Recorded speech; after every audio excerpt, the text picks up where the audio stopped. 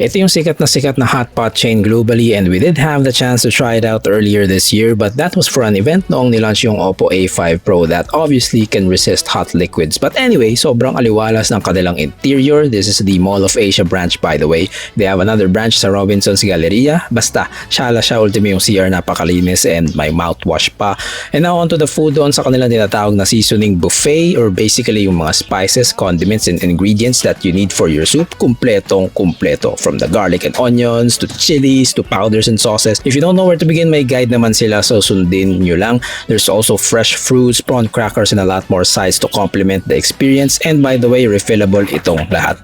As for the package, it really depends kung ilan kayo, and again nung pumunta ako rito, event lang siya, so libre lang. But upon checking sa booking ng kanilang menu, they have sets for 2 for as low as 1,599 pesos. Yung for 4 to 6 nasa around 4,000 plus. So basically you'll shell out around 800 to 1,200 per head kung pipiliin nyo yung sets. Kung may budget naman kayo, you can order meat, especially yung tingi-tingi, dagdag lang yan sa running bill. Pero kita nyo naman, sobrang dami ng inclusion for the proteins. You have the shabu-shabu balls, thinly sliced beef, pork and even chicken. You can choose from 2 different soup bases or go with the plain water kung alam nyo na paano magtimpla from the seasoning station.